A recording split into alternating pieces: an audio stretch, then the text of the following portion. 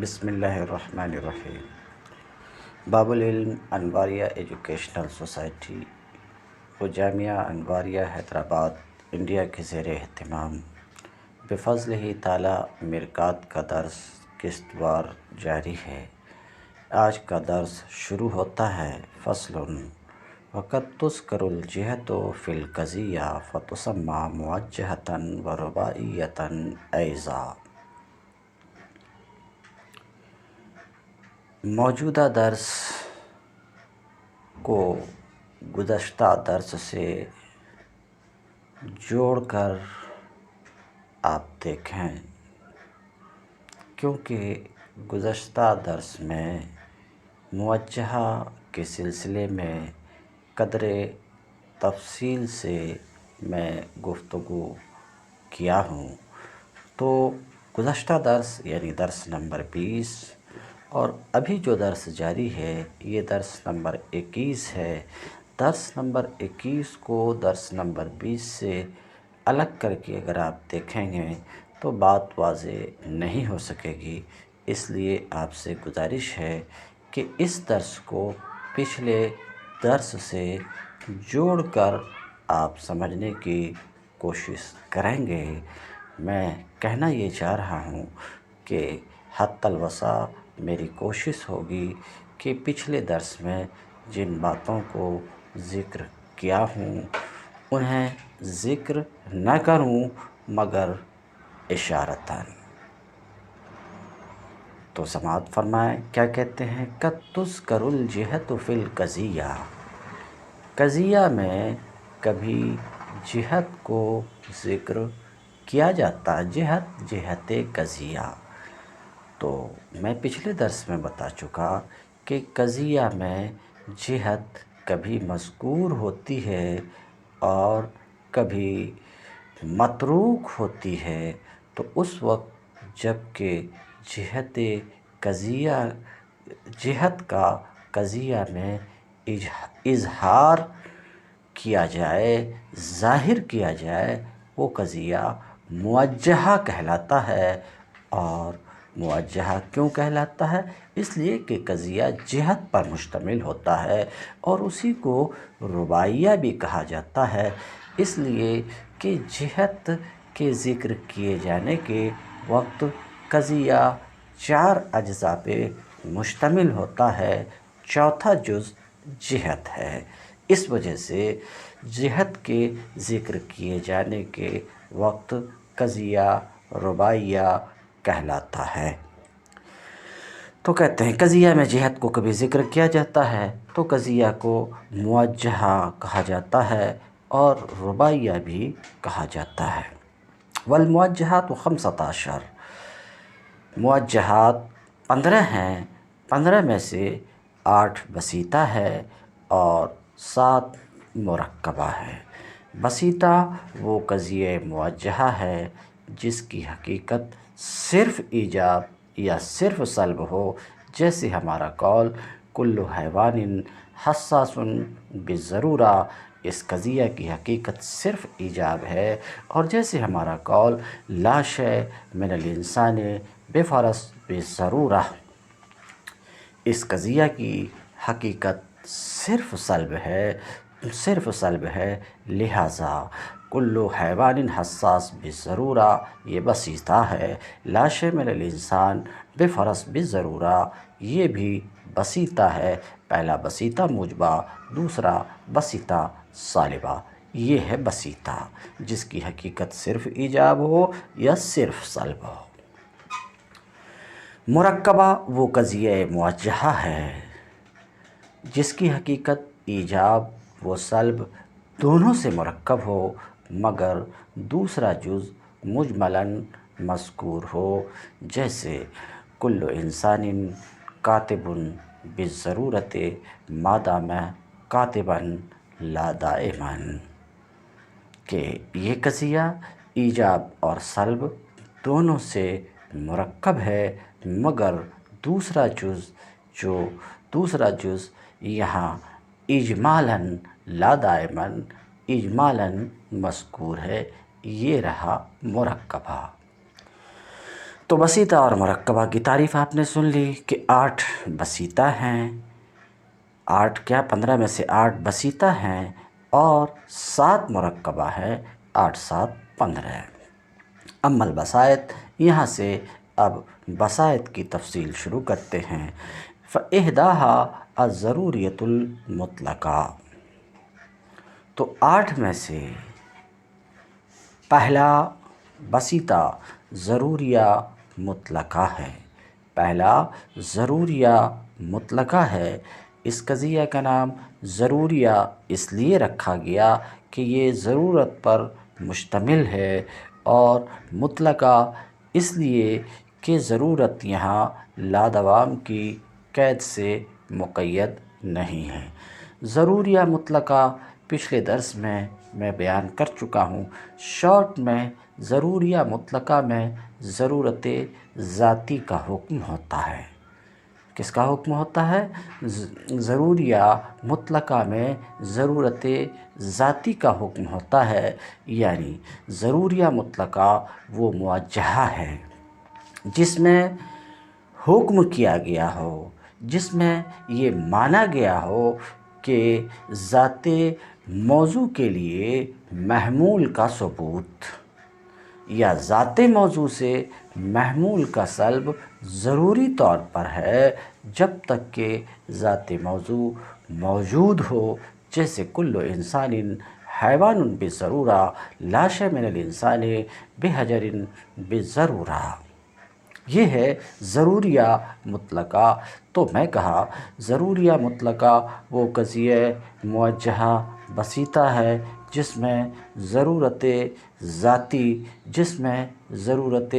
ذاتی کا حکم ہو، اور ضرورت ذاتی میں بتا چکا ہوں کہ ضرورت کا مطلب نسبت کا ممتنع الانفکاک ہونا، یعنی نسبت کا ذات موضوع سے جدا ہونا محال ہو، یہ ضرورت ہے۔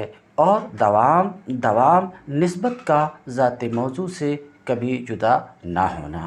پھر ضرورت کی 2 قسم ہیں، ضرورت ذاتیہ، ضرورت وصفیہ۔ ضرورت ذاتیہ کا مطلب یہ ہے کہ نسبت کا ذات محمول سے جدا ہونا محال ہے مطلقاً، جب تک کہ ذات موضوع موجود ہو۔ ذات کے پورے زمانے میں نسبت کا ذات موضوع سے جدا ہونا محال ہو، تو یہ ضرورت ذاتی ہے۔ مثال کے لیے پیچھے پلٹ جائیے گا۔ اور ضرورت وصفی، نسبت ذات موضوع کے لیے ضروری ہے، یعنی نسبت محمول ذات موضوع کے لیے ضروری ہے۔ نسبت خواہ ایجابیہ ہو یا سلبی، تو نسبت محمول ذات موضوع کے لیے ضروری ہے، یعنی نسبت کا ذات موضوع سے جدا ہونا محال ہے، ذات موضوع سے جدا ہونا محال ہے، اس شرط کے ساتھ کہ ذات موضوع وصف موضوع سے متصف ہو۔ ذات موضوع وصف موضوع سے متصف ہو، تو ذات موضوع کے وصف موضوع سے متصف ہونے کے وقت میں نسبت کا ذات موضوع سے جدا ہونا محال ہو، تو یہ ضرورت وصفی ہے۔ دوام ذاتی، نسبت کا یعنی نسبت محمول کا ذات موضوع سے کبھی جدا نہ ہونا ذات کے پورے زمانے میں، یعنی جب تک کہ ذات موضوع موجود ہو، یہ ہے دوام ذاتی۔ تو جیسے کل فلک متحرک بالدوام، تفصیل کے لیے پچھلے درس میں پلٹیے گا، یہ ہے دوام ذاتی۔ اور نسبت کا ذات موضوع سے جدا نہ ہونا، نسبت کا ذات موضوع سے جدا نہ ہونا، جس وقت کے ذات موضوع وصف موضوع سے، جس وقت کے نسبت کا ذات موضوع سے کبھی جدا نہ ہونا، اس وقت اس شرط کے ساتھ کہ ذات موضوع وصف موضوع سے متصف ہو، یہ ہے دوام وصفی۔ تو آپ نے ضرورت ذاتی، ضرورت وصفی، دوام ذاتی، دوام وصفی کو سنا، تو سن لیجئے۔ ضروریہ مطلقہ میں ضرورت ذاتی کا حکم ہوتا ہے، دائمہ مطلقہ میں دوام ذاتی کا حکم ہوتا ہے، مشروطہ عامہ میں ضرورت وصفی کا حکم ہوتا ہے، عرفیہ عامہ میں دوا میں مشروطہ عامہ میں ضرورت وصفی کا حکم ہوتا ہے اور عرفیہ عامہ میں دوا میں وصفی کا حکم ہوتا ہے، اور ہر ایک مفہوم کو آپ نے سمجھ لیا، آپ کو بتا دیا گیا، تو اب آپ کو یہ حقیقت سمجھ میں آ گئی ہوگی کہ ضروریہ مطلقہ کس کا نام ہے۔ تو ضروریہ مطلقہ وہ قضیہ ہے جس میں یہ مانا گیا ہو کہ ذات نسبت محمول کا ذات موضوع سے جدا ہونا محال ہے مطلقاً۔ مطلقاً کا مطلب جب تک ذات موضوع موجود ہو، جیسے کل انسان حیوان بالضرورہ، یہ ضروریہ مطلقہ ہے کہ نسبت حیوان کا ذات انسان سے جدا ہونا مطلقاً ذات کے پورے زمانے میں محال ہے، لہٰذا یہ ضروریہ مطلقہ موجبہ ہے۔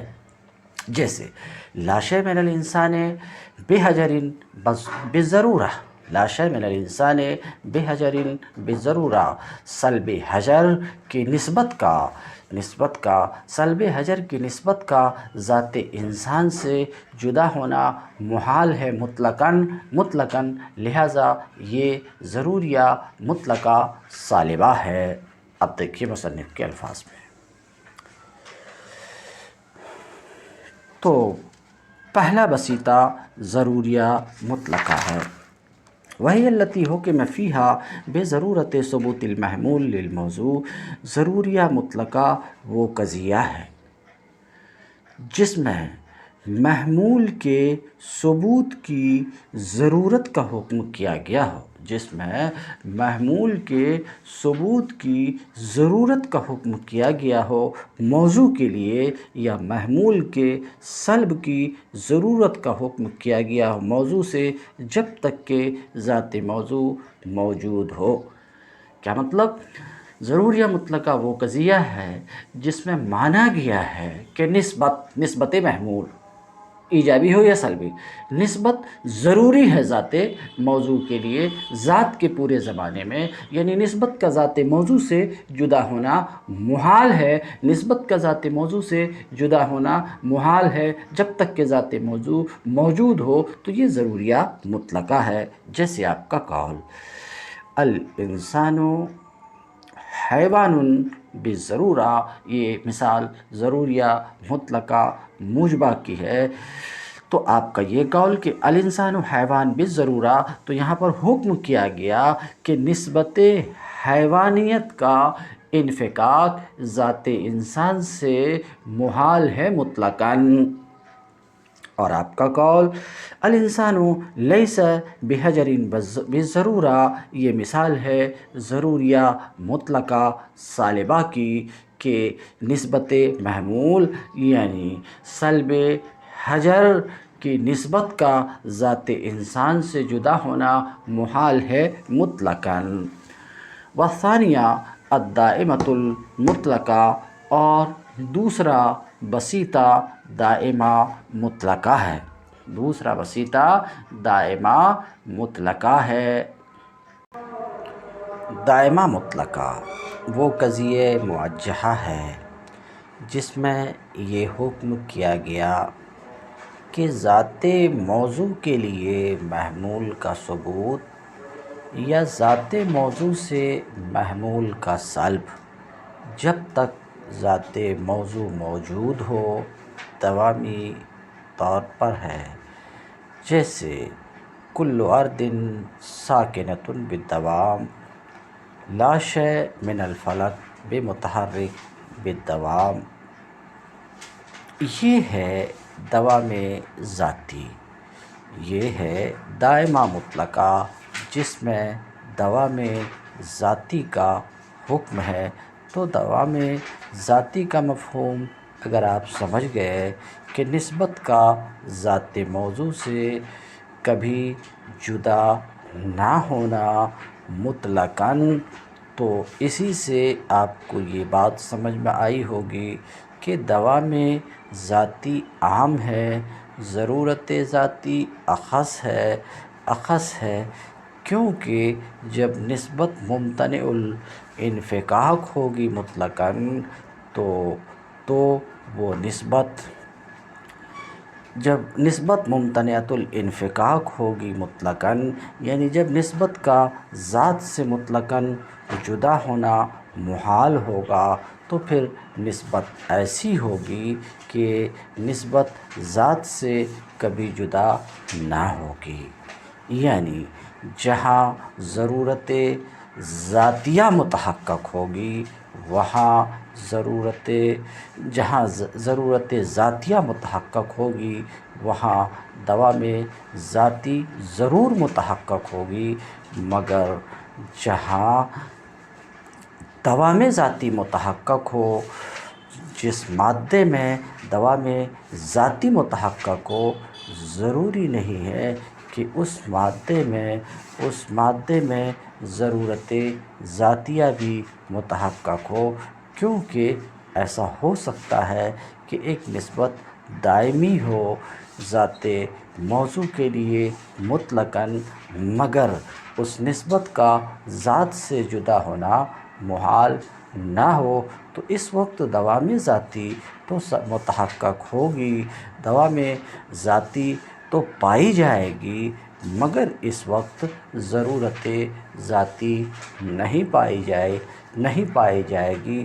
تو بات سمجھ میں آپ کو آئی ہوگی کہ ضروریہ مطلقہ اخص مطلق ہے اور دائمہ مطلقہ عام مطلق ہے، یعنی جہاں ضروریہ مطلقہ متحقق ہوگی، جہاں ضروریہ مطلقہ پائی جائے گی جس مادے میں، اس مادے میں دائمہ مطلقہ بھی پائی جائے گی، متحقق ہوگی۔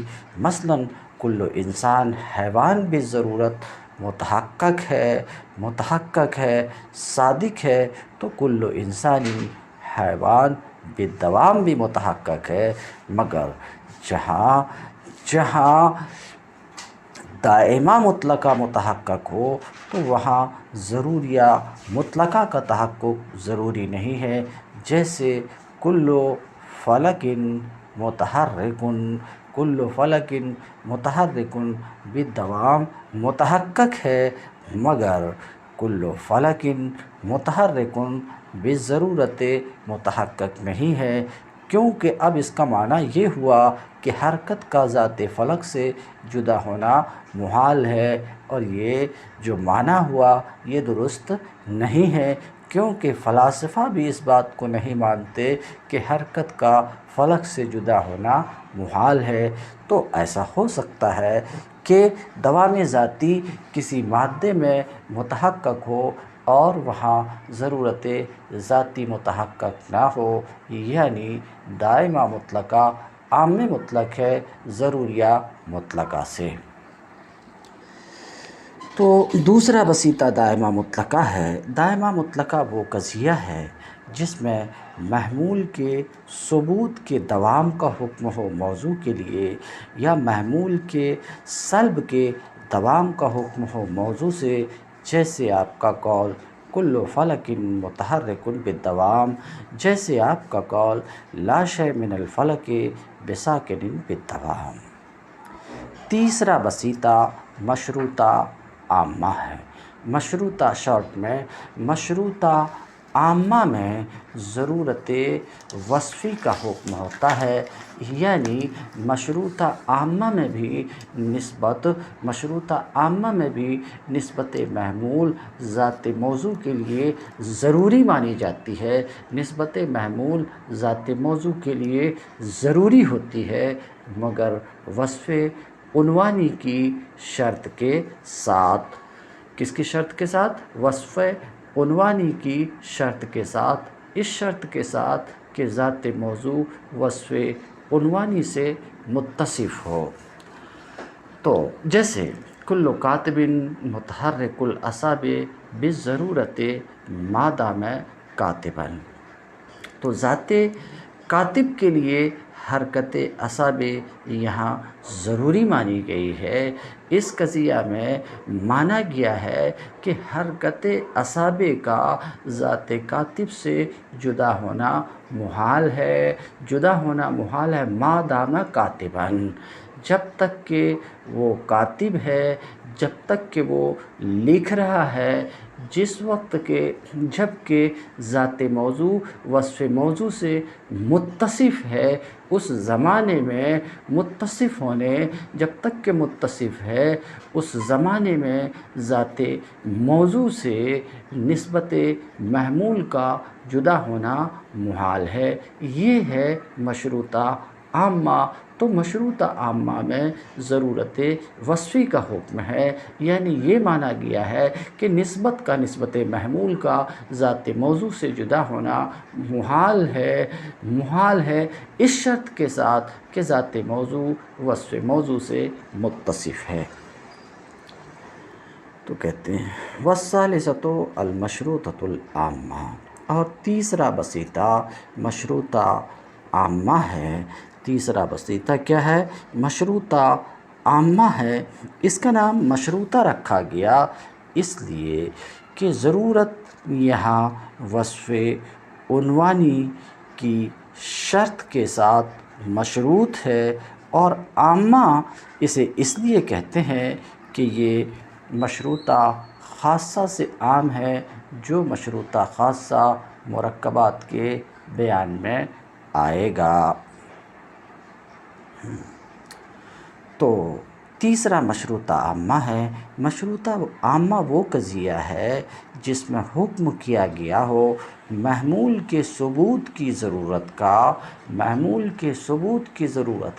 یعنی جس میں یہ مانا گیا ہے کہ محمول کا ثبوت ضروری ہے، محمول کا ثبوت ضروری ہے موضوع کے لیے، یا محمول کی نفی ضروری ہے موضوع سے جب تک کہ ذات موضوع وصف عنوانی سے موصوف ہو۔ اب پھر وصف عنوانی آپ نہیں پوچھیں گے، کیونکہ پہلے درس میں وصف عنوانی، عنوان موضوع، وصف موضوع میں سمجھا چکا ہوں، بتا چکا ہوں۔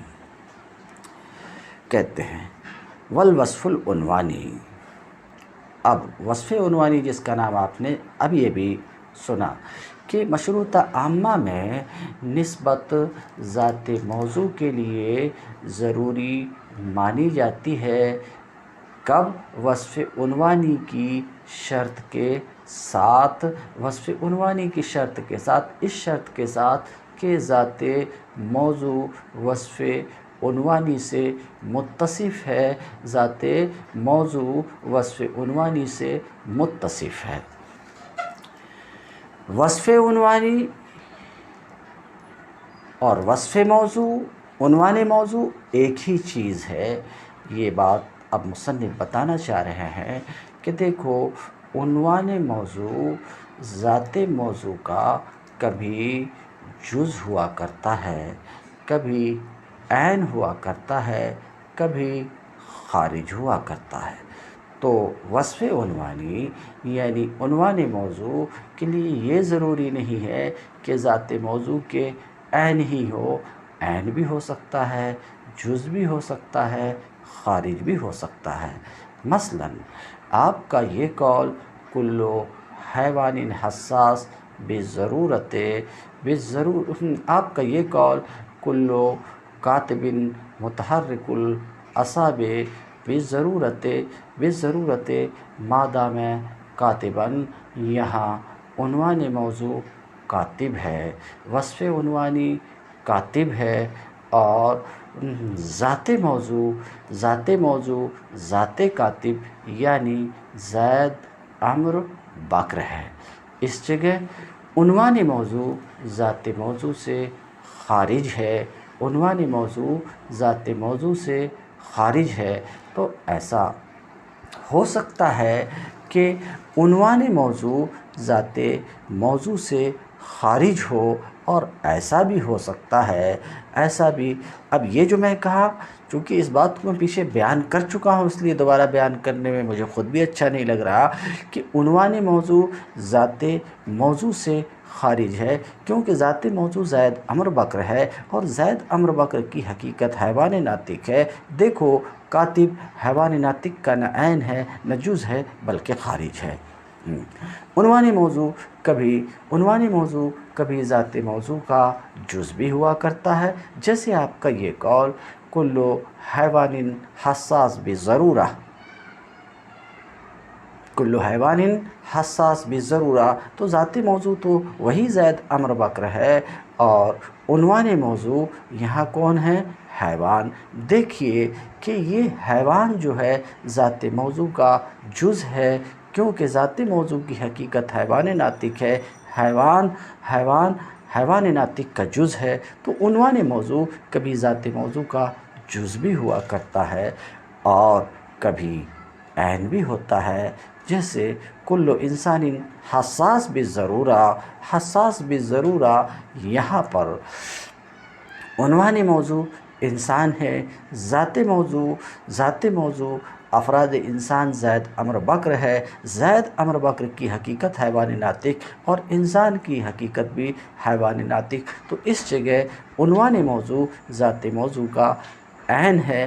تو بہرحال کہنا یہ ہے کہ ایسا ہو سکتا ہے کہ عنوان موضوع ذات موضوع کا عین ہو، ایسا بھی ہو سکتا ہے کہ عنوان موضوع ذات موضوع کا جز ہو، ایسا بھی ہو سکتا ہے کہ عنوان موضوع ذات موضوع سے خارج ہو۔ تو کہتے ہیں وصف عنوانی عندہم، وصف عنوانی مناطقہ کے یہاں کس کا نام ہے؟ وصف عنوانی اس کا نام ہے جس کے ذریعے سے موضوع کی تعبیر کی جائے، یعنی جس کے ذریعے سے موضوع کی تعبیر کی جائے، یعنی ذات موضوع تو افراد موضوع کا نام ہے، اور وصف عنوانی اس چیز کا نام ہے جس کے ذریعے سے ذات موضوع کی تعبیر کی جائے۔ پچھلے سبق میں قدر تفصیل سے میں اس بات کو بیان کیا ہوں۔ تو وصف عنوانی مناطقہ کی یہاں اس چیز کا نام ہے جس کے ذریعے سے ذات موضوع کی تعبیر کی جائے۔ تو ہمارا قول کل کاتب متحرک الاعصاب بالضرورت ما دام کاتبا، اور ہمارا قول لا شیء من الکاتب بساکن الاعصاب بالضرورت ما دام کاتبا، یہ مشروطہ عامہ ہے کہ کل کاتب متحرک الاعصاب بالضرورت ما دام کاتبہ میں حرکت اعصاب کا جدا ہونا ذات کاتب سے ممتنع مانا گیا ہے، وصف عنوانی کی شرط کے ساتھ، اس شرط کے ساتھ کہ ذات موضوع وصف کتابت سے متصف ہے، اس شرط کے ساتھ کہ ذات کاتب کتابت کر رہا ہے، تو اس وقت میں حرکت اعصاب کا ذات کاتب سے جدا ہونا محال ہے، تو یہاں نسبت ذات موضوع کے لیے ضروری مانی گئی ہے وصف عنوانی کی شرط کے ساتھ۔ یہی مشروطہ عامہ ہے کہ نسبت محمول ذات موضوع کے لیے ضروری مانی گئی ہو، نسبت محمول خواہ ایجابی ہو یا سلبی، ذات موضوع کے لیے ضروری مانی گئی ہو، سمجھ رہے ہیں، وصف عنوانی کی شرط کے ساتھ، یہی مشروطہ عامہ ہے۔ والرابعہ العرفیۃ العامہ، اور چوتھا وسیطہ عرفیہ عامہ ہے۔ عرفیہ عامہ وہ قضیہ موجہہ ہے جس میں یہ حکم ہو کہ محمول کا ثبوت ذات موضوع کے لیے یا محمول کا سلب ذات موضوع سے اس شرط پر دوامی ہے کہ ذات موضوع وصف عنوانی سے متصف ہو۔ اگر آپ عرفیہ عامہ کا مفہوم سمجھ گئے تو آپ سمجھ گئے ہوں گے کہ عرفیہ عامہ میں دوام وصفی کا حکم ہوتا ہے اور مشروطہ عامہ میں ضرورت وصفی کا حکم ہوتا۔ تو جس طریقے سے پیچھے آپ نے ضروریہ مطلقہ اور دائمہ مطلقہ دیکھے تھے کہ ضروریہ مطلقہ میں ضرورت ذاتی کا حکم ہوتا اور دائمہ مطلقہ میں دوام ذاتی کا حکم ہوتا، اور پیچھے آپ نے یہ بھی دیکھا تھا کہ دوام ذاتی عام مطلق ہے ضرورت ذاتی سے، یعنی دائمہ مطلقہ عام مطلق ہے ضروریہ مطلقہ سے، اور ضروریہ مطلقہ اخص مطلق ہے دائمہ مطلقہ سے۔ اسی پر قیاس کر کے اس بات کو آپ آرام سے سمجھ سکتے ہیں کہ ضرورت وصفی اخص مطلق ہے اور دوام وصفی عام مطلق ہے، یعنی مشروطہ عامہ اخص مطلق ہے اور عرفیہ عامہ عام مطلق ہے، یعنی جس مادے میں مشروطہ عامہ متحقق ہوگی، جہاں مشروطہ عامہ کا وجود ہوگا، مشروطہ عامہ پایا جائے گا، وہاں عرفیہ عامہ ضرور پایا جائے گا، مگر جہاں عرفیہ عامہ پایا جائے ضروری نہیں ہے کہ اس مادے میں مشروطہ عامہ بھی پایا جائے۔ اب دیکھیے مصنف کیا کہتے ہیں۔ رابعہ اور چوتھا بسیطہ عرفیہ عامہ ہے، وہی التی حکم فیہا بدوام ثبوت المحمول للموضوع۔ عرفیہ عامہ وہ قضیہ ہے جس میں حکم کیا گیا ہو محمول کے ثبوت کے دوام کا موضوع کے لیے یا محمول کے سلب کے دوام کا موضوع سے، جب تک کہ ذات موضوع وصف عنوانی سے متصف ہو، جیسے ہمارا قول بالدوام کل کاتب متحرک الاعصاب ما دام کاتبا، اور جیسے ہمارا یہ قول بالدوام لا شیء من النائم بمستيقظ ما دام نائما۔ والخامسۃ الوقتیۃ المطلقہ، پانچواں بسیطہ وقتیہ مطلقہ ہے، وہی التی حکم فیہا بضرورت ثبوت المحمول للموضوع اور نفیہ عنہ فی وقت معین۔ والخامسۃ الوقتیۃ المطلقہ، اور بسیطہ کی پانچویں قسم وقتیہ مطلقہ ہے۔ وقتیہ مطلقہ وہ قضیہ موجہہ ہے جس میں یہ حکم ہو کہ محمول کا ثبوت ذات موضوع کے لیے یا محمول کا سلب ذات موضوع سے کسی وقت معین میں ضروری ہے، جیسے آپ کا یہ قول بالضرورت کل قمر منخسف وقت حیلولۃ الارض بین القمر والشمس۔ ضروری طور پر ہر قمر منخسف ہے اس وقت جس وقت کہ زمین چاند اور سورج کے درمیان حائل ہو جائے، تو اس معین وقت میں انخساف ضروری ہے ذات قمر کے لیے۔ اس معین وقت میں انخساف کا ذات قمر سے جدا ہونا محال ہے۔ تو پانچویں قسم وقتیہ مطلقہ ہے، وہی التی حکم فیہا۔ وقتیہ مطلقہ وہ قضیہ ہے جس میں حکم ہو محمول کے ثبوت کی ضرورت کا موضوع کے لیے یا محمول کی نفی کی ضرورت کا موضوع سے ذات کے اوقات میں سے معین وقت میں، ذات موضوع کے اوقات میں سے معین وقت میں، جیسے کہ آپ کہیں کل قمر منخسف بالضرورہ وقت حیلولۃ الارض بینہ و بین الشمس، اور آپ کہیں لا شیء من القمر بمنخسف بالضرورہ وقت التربیع، اور کوئی قمر منخسف نہیں ہے ضروری طور پر وقت تربیع کے وقت، یعنی اس وقت جس وقت کے قمر چوتھے برج میں ہو۔ تو اس معین وقت میں سلب انخساف کی نسبت ضروری ہے ذات قمر کے لیے۔ اس معین وقت میں سلب انخساف کی نسبت کا ذات قمر سے جدا ہونا محال ہے۔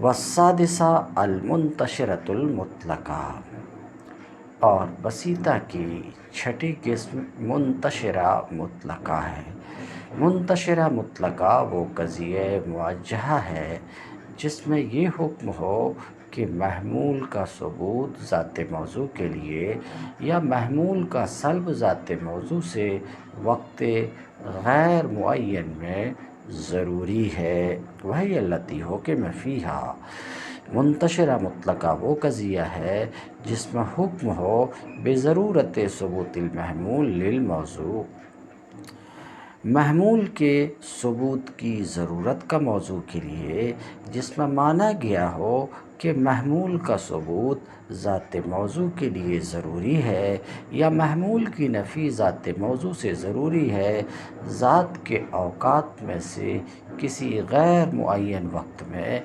جیسے کل حیوان متنفس بضرورت وقت ما۔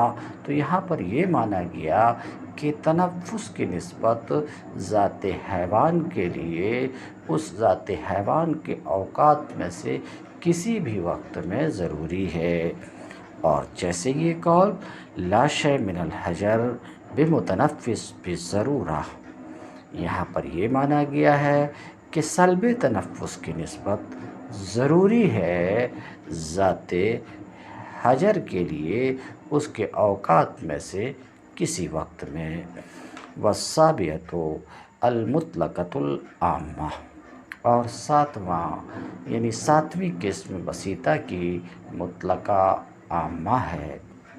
مطلقہ عامہ وہ قضیہ موجہہ ہے جس میں یہ حکم ہو کہ تینوں زمانوں میں سے کسی ایک زمانے میں ذات موضوع کے لیے محمول ثابت ہے یا ذات موضوع سے محمول منتفی ہے، جیسے آپ کا قول کل انسان متنفس بالفعل۔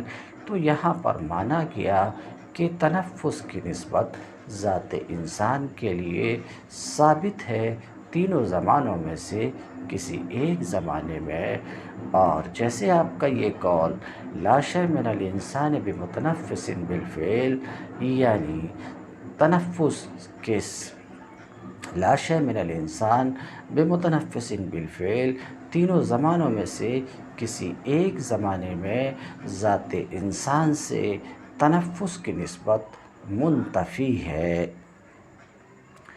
تو کہتے ہیں ساتویں قسم بسیطہ کی مطلقہ عامہ ہے۔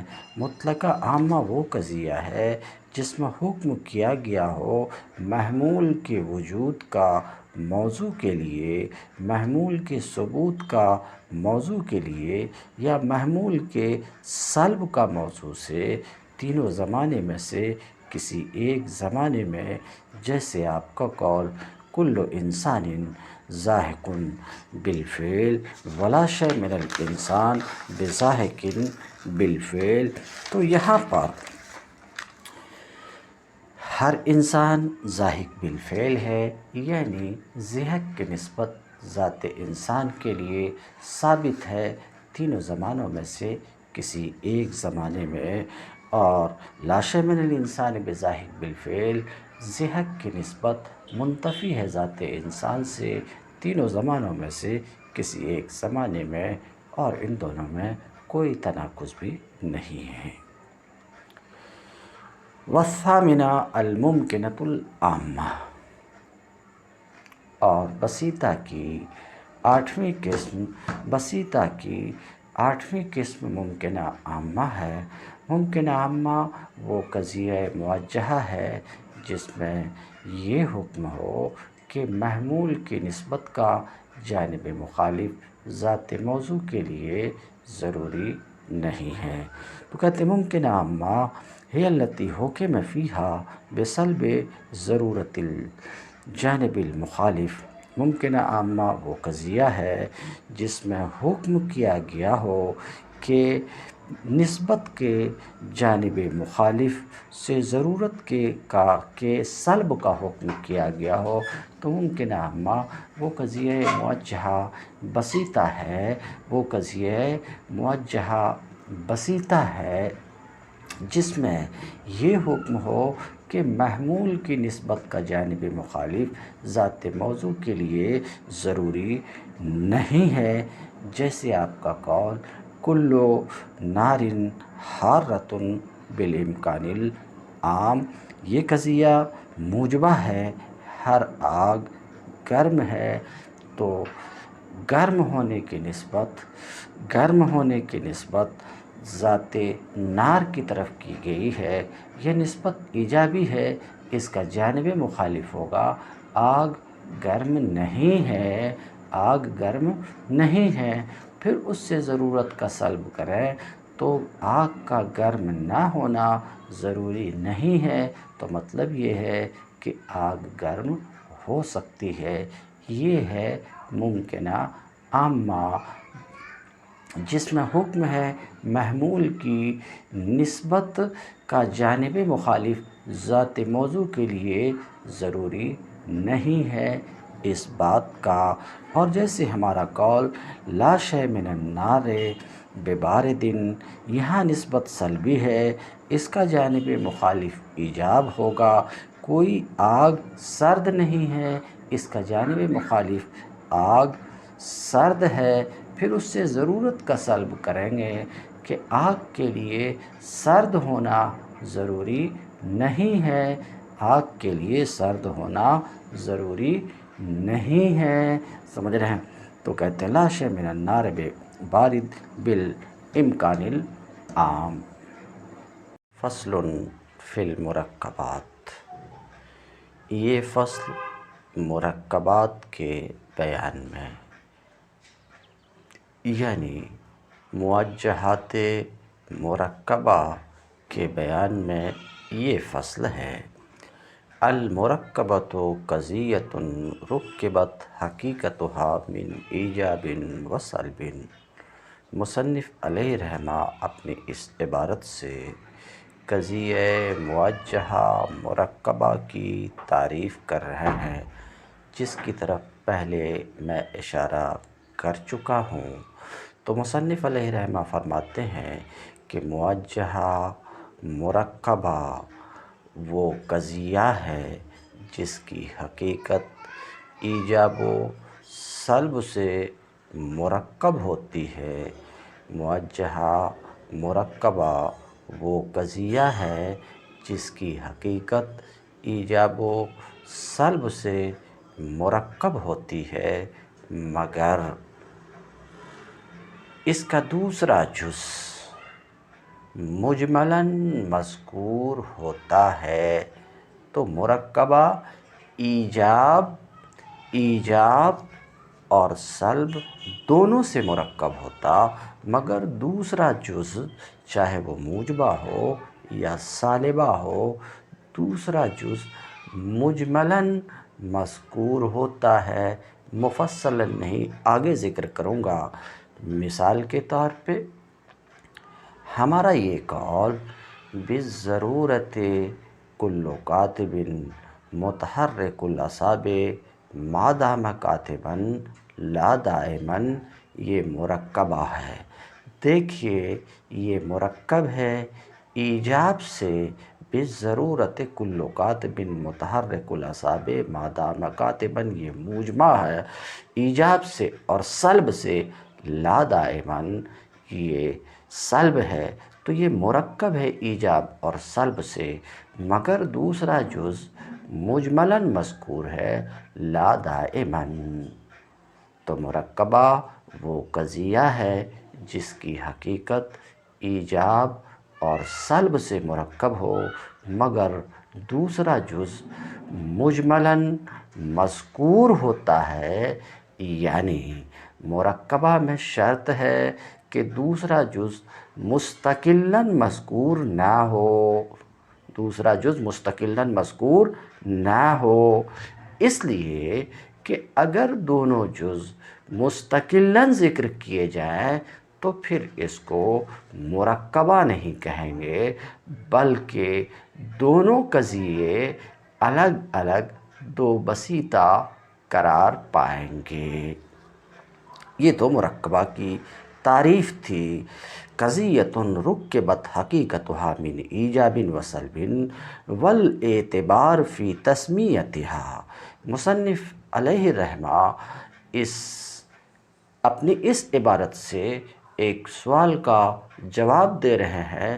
جو سوال پیدا ہوا ابھی مرکبہ کی تعریف سے، کہ جو تعریف مرکبہ کی گئی وہ یہ کہ مرکبہ وہ قضیہ موجہہ ہے جس کی حقیقت ایجاب اور سلب سے مرکب ہو۔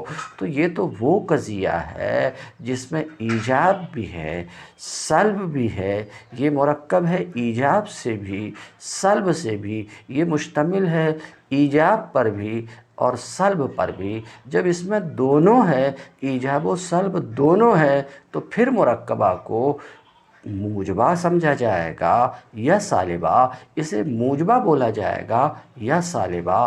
تو اس سوال کا جواب مصنف اپنی اس عبارت سے دے رہے ہیں، والاعتبار فی تسمیتھا موجبہ اور سالبہ للجزء الاول۔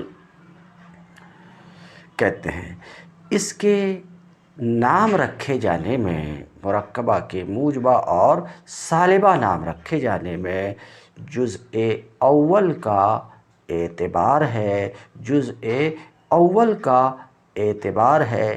یعنی آپ کو دیکھنا پڑے گا کہ مرکبہ کا جزء اول کیا ہے، مرکبہ کا جزء اول موجبہ ہے یا سالبہ ہے۔ سمجھ رہے؟ تو نام رکھنے میں جزء اول کا اعتبار ہے، یعنی اگر جزء اول موجبہ ہے تو اسے اس مرکبہ کو موجبہ کہیں گے۔ جیسے کہ وہی مثال جو ابھی آپ کو دی گئی، بالضرورت کل کاتب متحرک الاعصاب ما دام کاتبا لا دائما، یہ اس کا پہلا جز موجبہ ہے تو اس پورے قضیہ کو موجبہ کہا جائے گا۔ اور اگر کسی قضیہ کا پہلا جز سالبہ ہے تو پورے قضیہ کو سالبہ کہا جائے گا۔ مثال کے طور پہ ہمارا یہ قول لا شیء من الحیوان بمتنفس بالفعل لا دائما، اس قضیہ کا پہلا جز سالبہ ہے تو اس مرکبہ کو سالبہ کہا جائے گا۔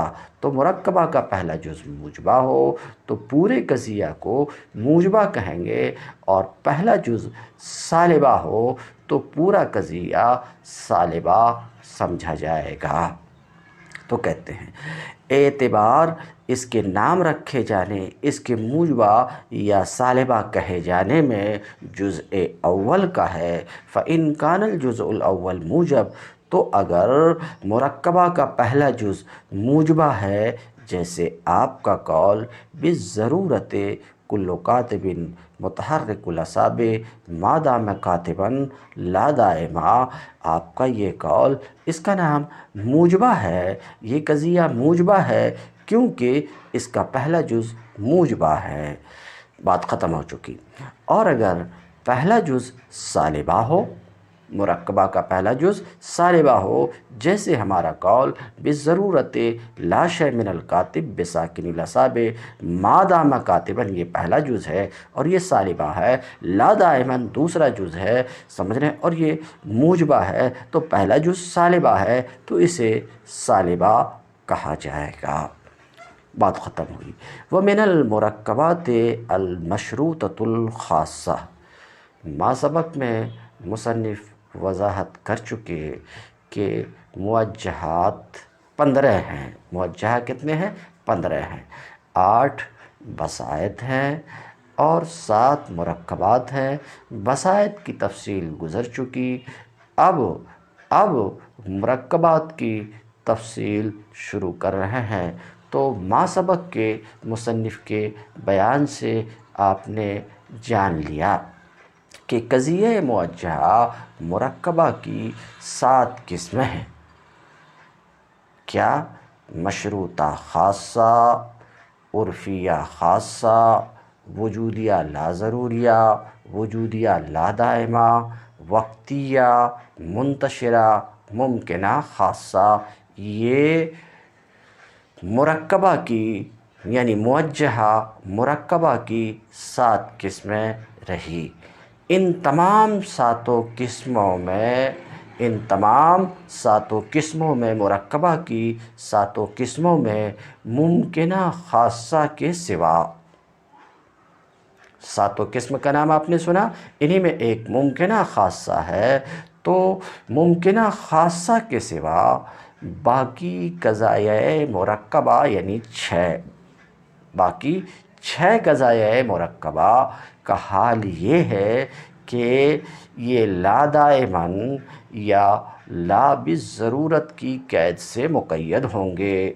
تو ان 7 قسموں میں سے صرف ایک ممکنہ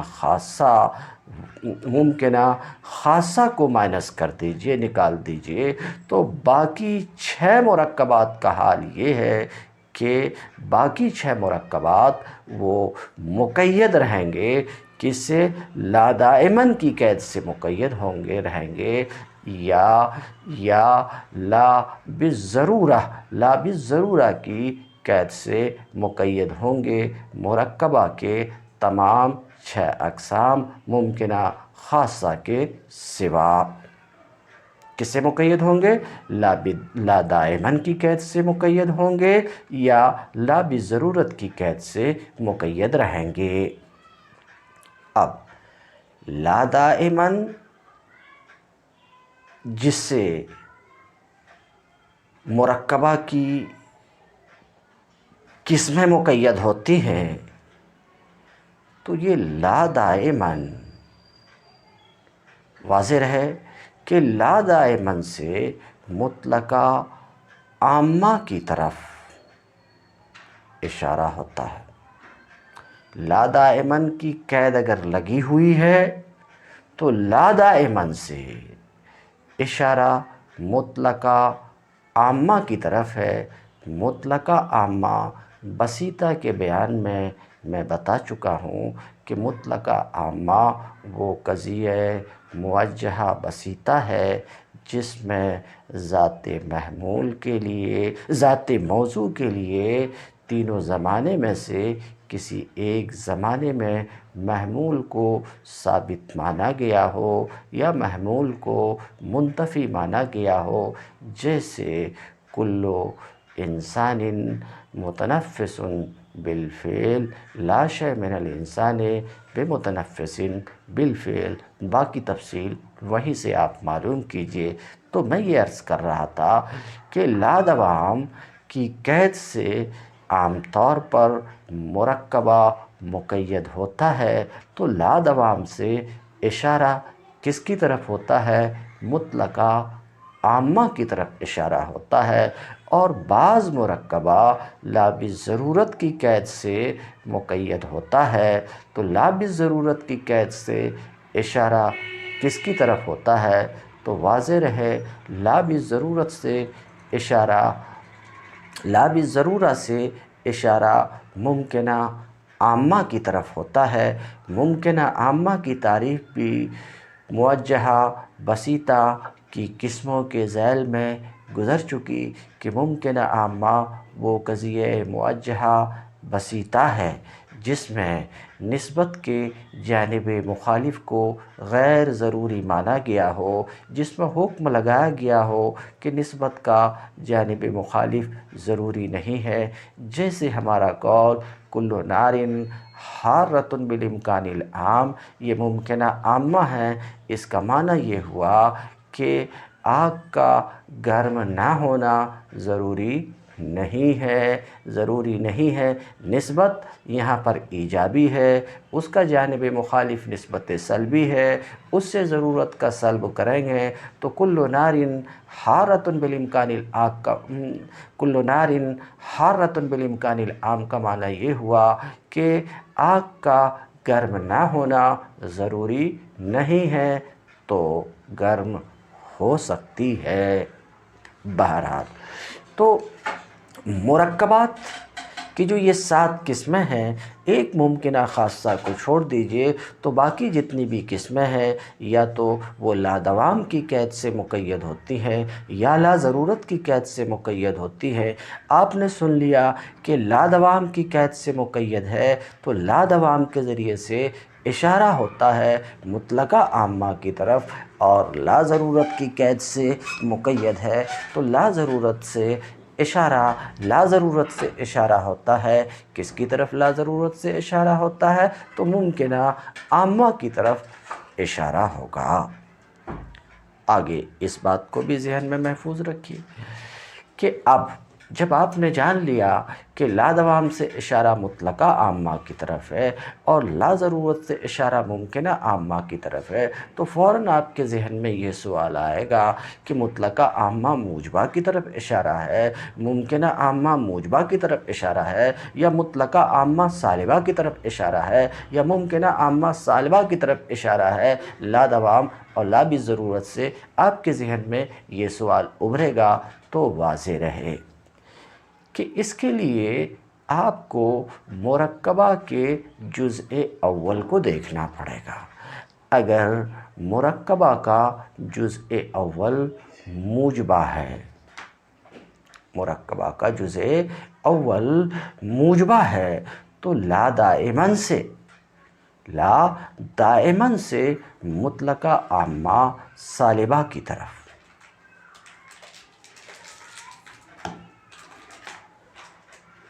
کہتے ہیں اگر جزء اول موجبہ ہو تو لا دائماً سے مطلقہ عامہ سالبہ کی طرف، اور لا بالضرورت سے ممکنہ عامہ سالبہ کی جانب اشارہ ہوگا۔ کیا کہا میں؟ آپ کا سوال یہ تھا ہمارے اس کال پر کہ لا دائماً سے مطلقہ عامہ کی طرف اشارہ ہوتا ہے اور لا بالضرورت سے ممکنہ عامہ کی طرف اشارہ ہوتا، تو آپ نے سوال کیا کہ لا دائماً سے مطلقہ عامہ موجبہ کی طرف اشارہ ہے یا مطلقہ عامہ سالبہ کی طرف اشارہ ہے، لا بالضرورت سے ممکنہ عامہ موجبہ کی طرف اشارہ ہے یا ممکنہ عامہ سالبہ کی طرف اشارہ ہے۔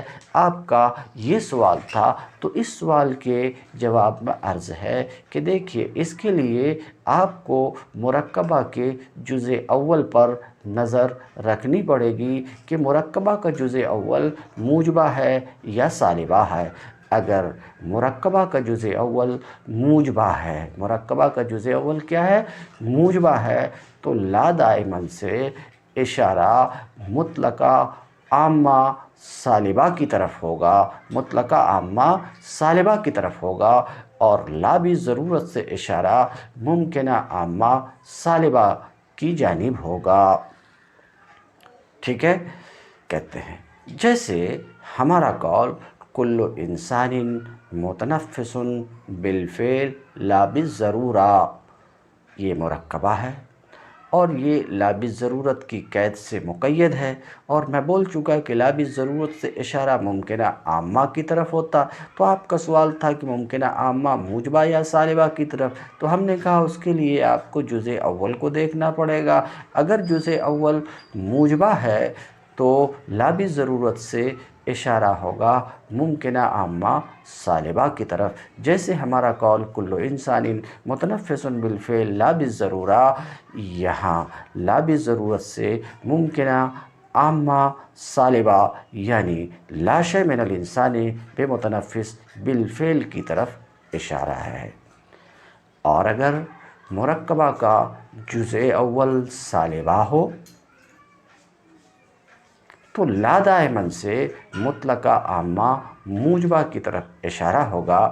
مثال کے طور پہ لا شیء من الحیوان بمتنفس بالفعل لا دائمہ، یہ مرکبہ ہے اور اس مرکبہ کا جزء اول سالبہ ہے، تو لا دائماً سے مطلقہ عامہ موجبہ یعنی کل حیوان متنفس بالفعل کی طرف اشارہ ہے، اور لا بالضرورت سے ممکنہ عامہ موجبہ کی طرف اشارہ ہوگا، جیسے لا شیء من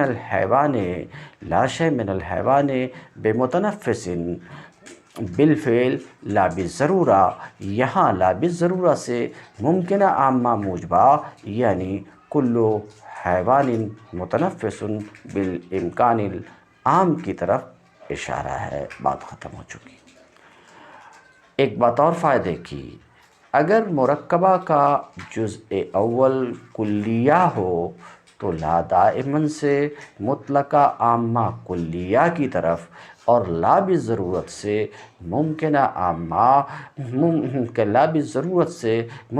عامہ کلیہ مراد ہوگا، اور اگر جزء اول جزئیہ ہو تو لا دائماً سے مطلقہ عامہ جزئیہ اور لا بھی ضرورت سے ممکنہ عامہ جزئیہ مراد ہوگا۔ ومن المرکبات المشروطۃ الخاصۃ وہی المشروطۃ العامہ مع قید لا دوام بحسب الذات۔ مصنف اپنی اس عبارت سے پہلی بات تو یہ بتانا چاہ رہے ہیں کہ مرکبہ کی ایک قسم مشروطہ خاصہ ہے، المشروطۃ العامہ۔ اس کے ذریعے سے مصنف مشروطہ خاصہ کی تعریف کر رہے ہیں کہ ہے کی ضمیر مشروطہ خاصہ کی طرف پلٹ رہی ہے، تو مشروطہ خاصہ کی تعریف کر رہے ہیں کہ مشروطہ خاصہ اس مشروطہ عامہ کو کہتے ہیں جو لا دوام ذاتی سے مقید ہو، جیسے آپ کا قول بضرورت کل کاتب متحرک الاعصاب ما دام کاتبا لا دائما۔ یہ مشروطہ خاصہ ہے کیونکہ یہ وہ مشروطہ عامہ ہے جو لا دائم کی قید سے مقید ہے۔ اس مرکبہ کا پہلا جز مشروطہ عامہ موجبہ کلیہ ہے۔ مشروطہ عامہ پیچھے آپ پڑھ چکے ہیں کہ اس میں ضرورت وصفی کا حکم ہوتا ہے، تفصیل کے لیے پیچھے پلٹیے۔ تو پہلا جز مشروطہ عامہ موجبہ کلیہ ہے، اور دوسرا جز یعنی لا دائمہ کہتے ہیں، دوسرا جز جس کی طرف لا دائماً سے اشارہ کیا جاتا ہے وہ مطلقہ عامہ سالبہ ہے، یعنی لا شیء من الکاتب بمتحرک الاعصاب بالفعل۔ اس مرکبہ کے جزء اول میں ضرورت وصفی کا حکم ہے۔ ضرورت وصفی بتا چکا ہوں، پھر بھی اشارہ کروں گا، یعنی کاتب کے تمام افراد مثلا زید، عمرو، بکر وغیرہ کے لیے تحرک اصابع کی نسبت ثبوتی ان سب کے کاتب ہونے کی شرط پر ضروری مانی گئی ہے، اور اس قضیہ کے جزء ثانی میں لا دوام ذاتی کا حکم ہے، یعنی کاتب کے تمام افراد مثلا زید، عمرو، بکر وغیرہ سے تینوں زمانے میں سے کسی ایک زمانے میں تحرک اصابع کی نسبت مسلوب مانی گئی ہے۔ اب رہی بات ضرورت ذاتی اور ضرورت وصفی۔ ضرورت ذاتی کا حکم تو ضروریہ مطلقہ میں ہوتا ہے جس کو بسیطہ میں آپ نے جانا، اور ضرورت وصفی کا حکم مشروطہ عامہ میں ہوتا ہے، اس کو آپ نے جانا۔ اب مشروطہ خاصہ مرکب ہے مشروطہ عامہ سے۔ مشروطہ عامہ میں ضرورت وصفی کا حکم ہوتا تو مشروطہ خاصہ مرکب ہے کس سے؟ ضرورت وصفی سے، اور لا دوام سے مطلقہ عامہ کی طرف اشارہ ہے تو ضرورت وصفی سے مقید ہے، اور فعلیت سے اطلاق عام یعنی فعلیت سے مقید ہے، یہی مشروطہ خاصہ ہے۔ اب آپ کہیں گے ضرورت وصفی کیا چیز ہے، اور پھر اس کے مقابلے میں ضرورت ذاتی کیا چیز ہے؟ تو پیچھے میں اس کی تفصیل بیان کر چکا ہوں، مگر پھر بھی مرکبہ میں ایک بار اعادہ کر دیتا ہوں کہ دیکھیے، نسبت ایجابی یا سلبی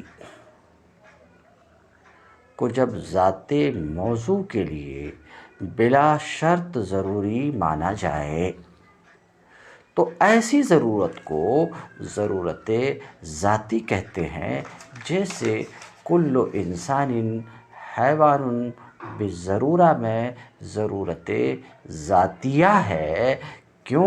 کیونکہ کل انسان حیوان بالضرورہ میں انسان کے افراد زید، عمرو، بکر کے لیے حیوانیت کی نسبت ایجابی بغیر کسی شرط کے ضروری مانی گئی ہے، اور جیسے ہمارے قول لا شیء من الانسان بحجر بالضرورہ میں زید، عمرو، بکر وغیرہ کے لیے حجریت کی نسبت سلبی بلا شرط ضروری تسلیم کی گئی ہے، تو یہاں ضرورت ذاتیہ ہے، یعنی نسبت ذات موضوع کے لیے ضروری مانی گئی ہو مطلقاً، نسبت ذات موضوع سے ممتنعۃ الانفکاک مانی گئی مطلقاً، یعنی ذات کے پورے زمانے میں، تو یہ ضرورت ذاتیہ ہے۔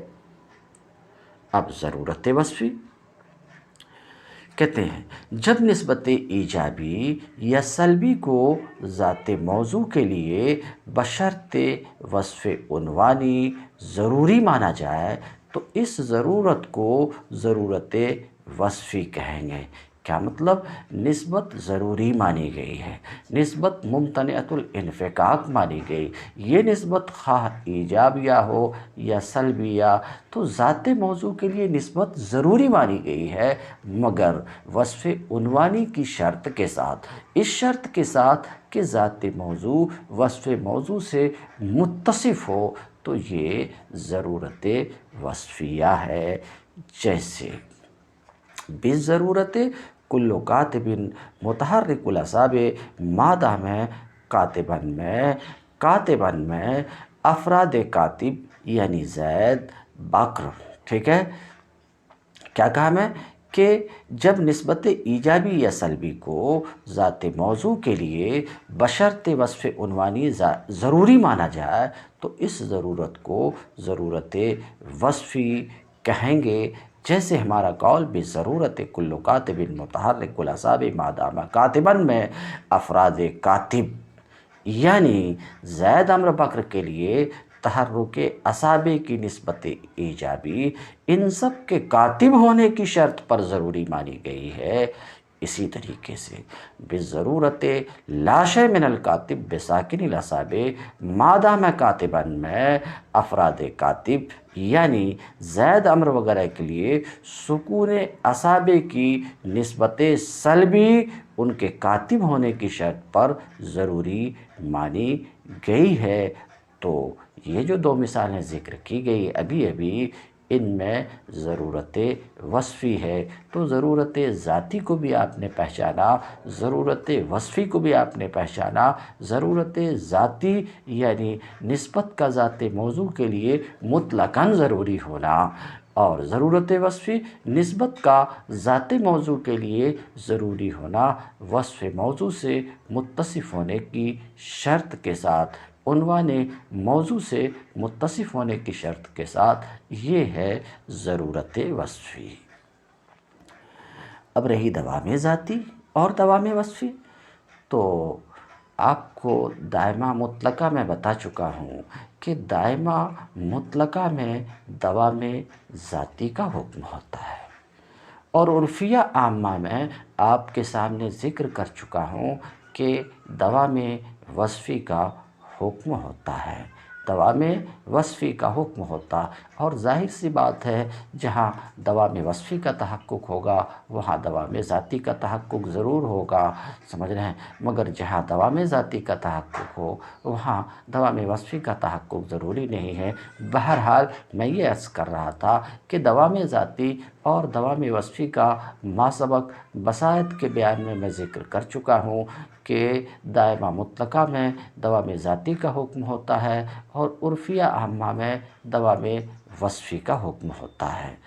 پھر بھی ایک بار اشارہ کیے دیتا ہوں کہ دیکھیے جب نسبت ایجابی یا سلبی کو ذات موضوع کے لیے اس کے کسی وصف کی شرط کے بغیر دوامی طور پر مانا جائے تو اس دوام کو دوام ذاتی کہیں گے۔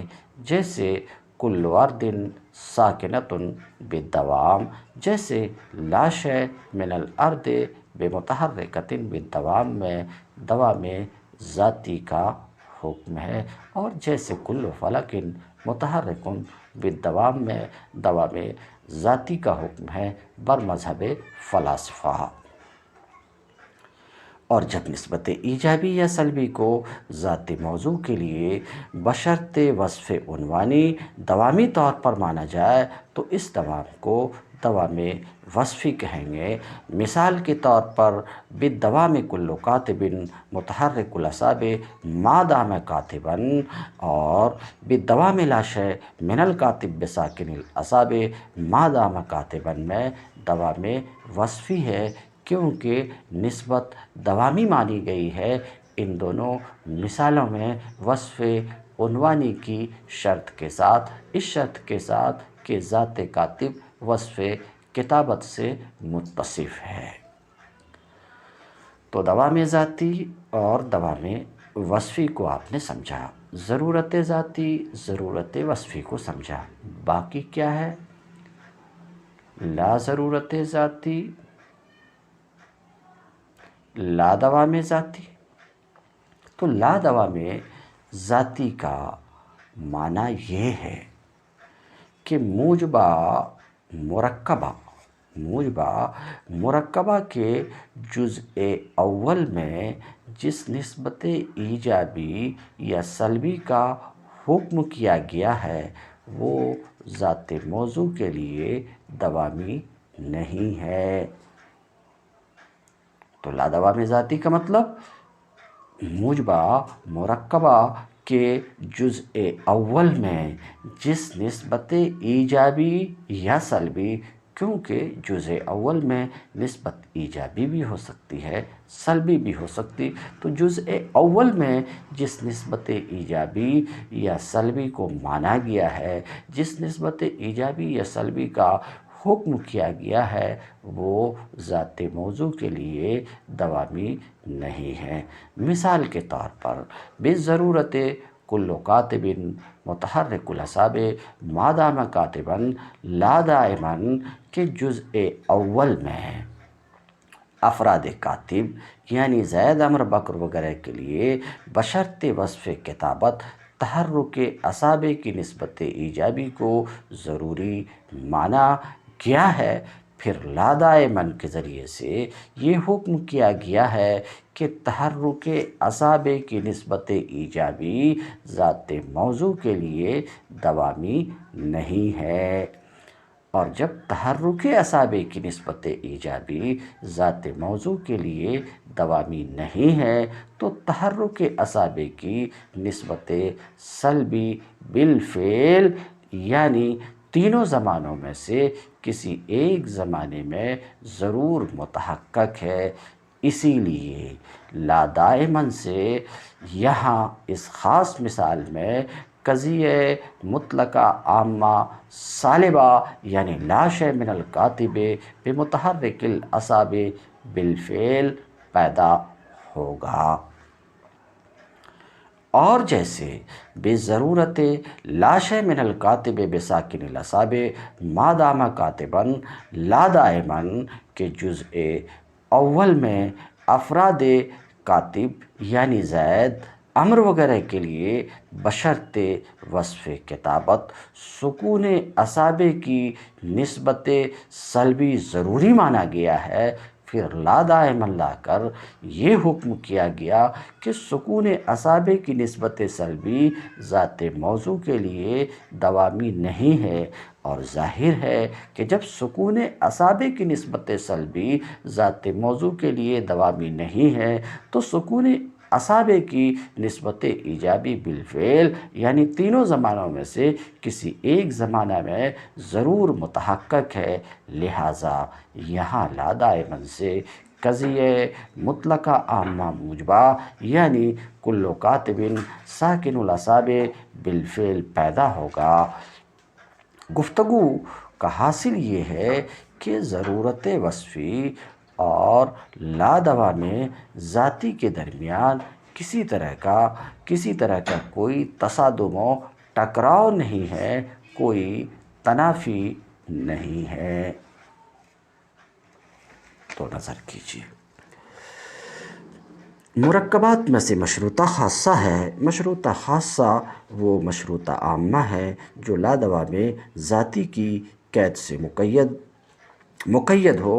ومر مثالها ایجاباً و سلباً، اس کی مثال ایجاباً اور سلباً گزر چکی ماسبق میں، اور ابھی میں بھی ذکر کیا۔ بضرورت کل کاتب متحرک الاعصاب مادام کاتباً لا دائما، بضرورت لاش من الکاتب بساکن الاعصاب مادام کاتباً لا دائما۔ ومنها العرفیۃ الخاصہ، اور مرکبات میں سے عرفیہ خاصہ ہے، یعنی مرکبہ کی ایک قسم عرفیہ خاصہ بھی ہے۔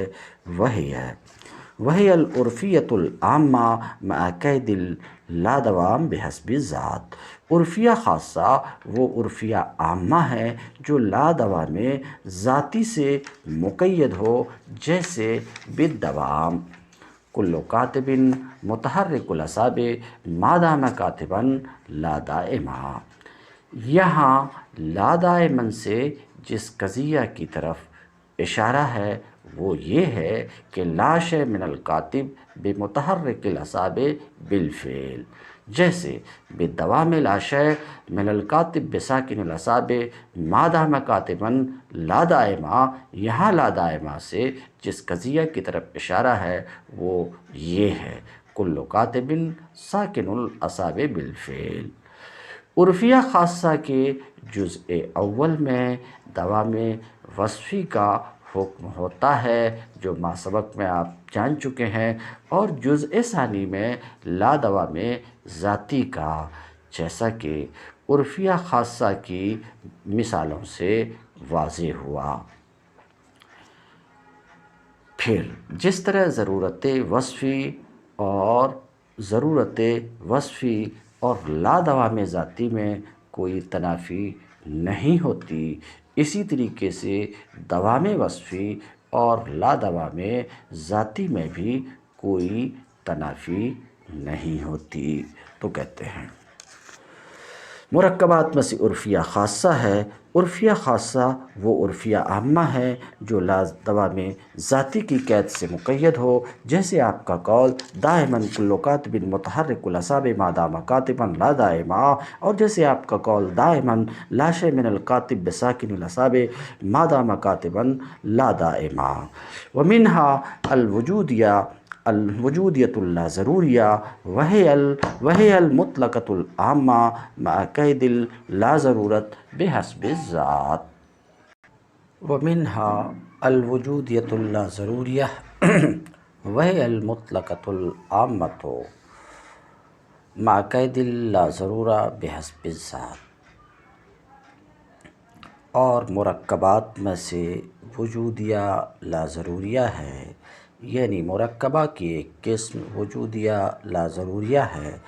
وہی المطلقۃ العامہ، المطلقۃ العامہ سے مصنف وجودیہ لاضروریہ کی تعریف کر رہے ہیں کہ وجودیہ لاضروریہ وہ مطلقہ عامہ ہے جو لا ضرورت ذاتی سے مقید ہو، جیسے آپ کا قول کل انسان متنفس بالفعل لا بالضرورہ، کہ یہاں لا بالضرورہ سے ممکنہ عامہ سالبہ، یعنی لا شیء من الانسان بمتنفس بالامکان العام کی طرف اشارہ ہے، اور جیسے لا شیء من الانسان بمتنفس، لا شیء من الحیوان بمتنفس بالفعل لا بالضرورہ، کہ یہاں لا بالضرورہ سے ممکنہ عامہ موجبہ، یعنی کل حیوان متنفس بالامکان العام کی طرف اشارہ ہے۔ یہ لا ضرورت ذاتیہ کو تو میں بیان کر چکا ہوں ماسبق میں۔ لا ضرورت ذاتیہ کہیں گے، لا ضرورت ذاتیہ کا مطلب کیا ہے؟ تو واضح ہے کہ لا ضرورت ذاتی کا معنی یہ ہے کہ موجبہ مرکبہ کے جزء اول میں جس نسبت ایجابی یا سلبی کا حکم کیا گیا ہے وہ ذات موضوع کے لیے ضروری نہیں ہے۔ مثال کے طور پہ کل انسان متنفس بالفعل لا بالضرورہ کے جزء اول میں افراد انسان کے لیے فعلیت کے طور پر تنفس کی نسبت ایجابی کا حکم کیا گیا ہے، پھر لا بالضرورہ کے ذریعہ یہ حکم کیا گیا کہ افراد انسان کے لیے تنفس کی نسبت ایجابی ضروری نہیں ہے۔ جب تنفس کی نسبت ایجابی ضروری نہیں ہے تو افراد انسان کے لیے تنفس کی نسبت سلبی ضرور ممکن رہے گی۔ اسی لیے یہاں لا بالضرورہ سے قضیہ ممکنہ عامہ سالبہ یعنی لا شیء من الانسان بمتنفس بالامکان العام پیدا ہوگا۔ تو کہتے ہیں کہ وجودیہ لا ضروریہ وہ مطلقہ عامہ ہے لا ضرورت ذاتی کی قید کے ساتھ، جیسے ہمارا قول کل انسان کاتب بالفعل لا بالضرورہ ایجاب میں، اور سلب میں ہمارا قول لا شیء من الانسان بکاتب بالفعل لا بالضرورہ۔ ومنها الوجودیۃ اللادائمہ، منها الوجودیۃ اللادائمہ، اور مرکبات میں سے ایک وجودیہ لادائمہ ہے۔ مرکبہ کی ایک قسم وجودیہ لادائمہ ہے، وہی المطلقۃ العامہ، وہی المطلقۃ العامہ مع قید اللادوام بحسب الذات، اور وہ یعنی وجودیہ لادائمہ المطلقۃ العامہ مع قید اللادوام بحسب الذات سے وجودیہ لادائمہ کی مصنف تعریف کر رہے ہیں کہ وجودیہ لادائمہ وہ مطلقہ عامہ ہے، وجودیہ لادائمہ وہ مطلقہ عامہ ہے جو لادوام ذاتی سے مقید ہو، جیسے کل انسان متنفس بالفعل لا دائمہ، اور جیسے لا شیء من الحیوان بمتنفس بالفعل لا دائمہ۔ تو کہتے ہیں وہی المطلقۃ العامہ مع قید اللادوام بحسب الذات، وجودیہ لادائمہ تو وہ مطلقہ عامہ ہے لادوام ذاتی کی قید کے ساتھ، وہ مطلقہ عامہ ہے جو لادوام ذاتی کی قید سے مقید ہو، جیسے آپ کا قول ایجاب میں کل انسان ضاحک بالفعل لا دائمہ، اور آپ کا قول سلب میں لا شیء من الانسان بضاحک بالفعل لا دائمہ۔ ومنها الوقتیۃ، اور مرکبات میں سے وقتیہ بھی ہے، یعنی مرکبہ کی ایک قسم وقتیہ ہے، وہی الوقتیۃ المطلقۃ اذا قید باللادوام بحسب الذات۔ ہے کہ ضمیر وقتیہ کی طرف پلٹ رہی ہے تو الوقتیۃ المطلقہ سے وقتیہ کی تعریف کر رہے ہیں کہ وقتیہ وہ وقتیہ مطلقہ ہے جو لادوام ذاتی سے مقید ہو، جیسے بضرورت کل قمر منخسف وقت حیلولۃ الارض بین القمر والشمس لا دائمہ، اور جیسے بضرورت لا شیء من القمر بمنخسف وقت الطرب لا دائمہ۔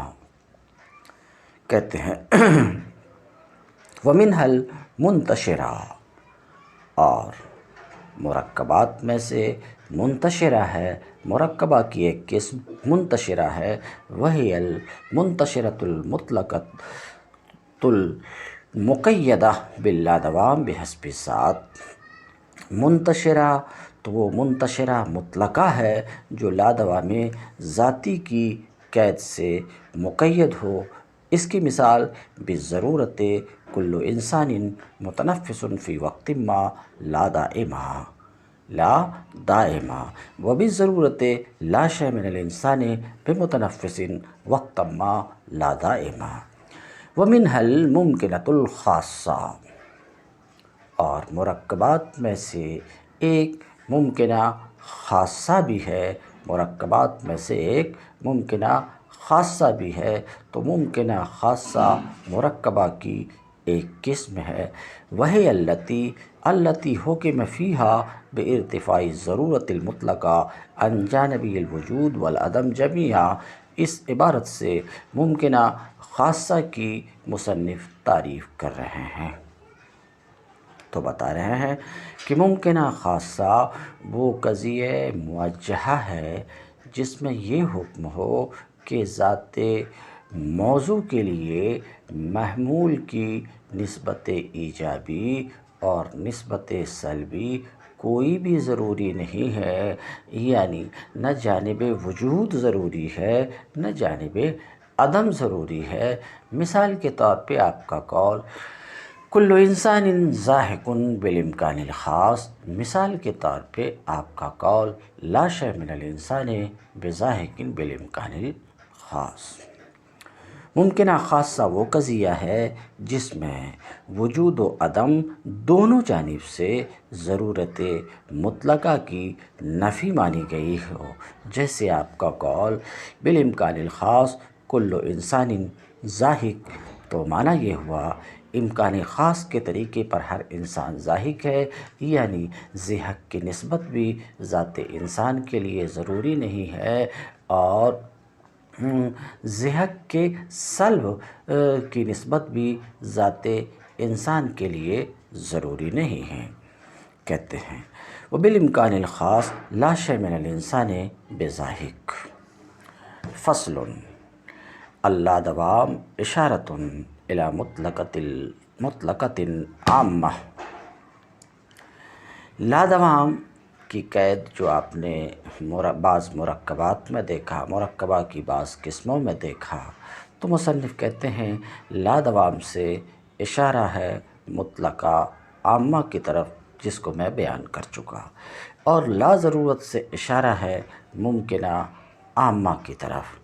فَإِذَا قُلْتَ كُلُّ إِنسَانٍ مُتَعَجِّبٌ بِالْفِعْلِ لَا دَائِمًا، تو جب آپ کہیں کل انسان متعجب بالفعل لا دائمہ، یہ قضیہ وجودیہ لا دائمہ ہے، تو جب آپ کل انسان متعجب بالفعل لا دائماً کہیں تو گویا کہ آپ نے کہا کل انسان متعجب بالفعل ولا شیء من الانسان بمتعجب بالفعل، تو یہاں اشارہ ہو گیا، ٹھیک ہے۔